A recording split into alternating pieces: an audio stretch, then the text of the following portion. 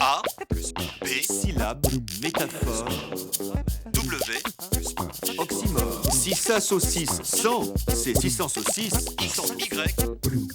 Bonjour professeur. Bonjour Marie. J'ai là un courriel envoyé par Rodolphe de Haïti. Il se demande simplement quelle est l'origine du très joli mot dithyrambique. Alors, dites-nous vite professeur.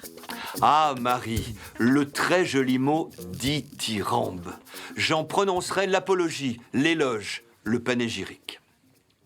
Dans la Grèce antique, un dithyrambos était un chant choral en l'honneur de Dionysos. Devenu à Rome dithyrambus, poème en l'honneur de Bacchus, il était généralement improvisé par des buveurs en joie, empreint d'une verve quelque peu exubérante.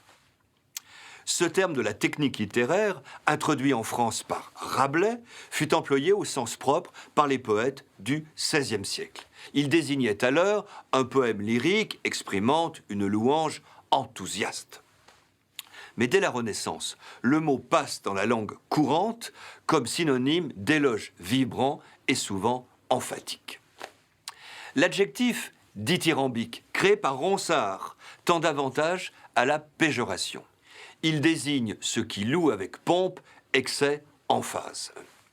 Il commença en style pompeux un long éloge dithyrambique auquel je ne compris rien, écrit Maupassant.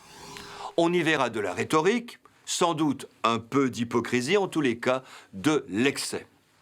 Chez Rodolphe, soyons concis dans l'éloge, austères avec l'apologie, mesurés en panégyrique. Gare à l'exubérance du beau dithyrambe.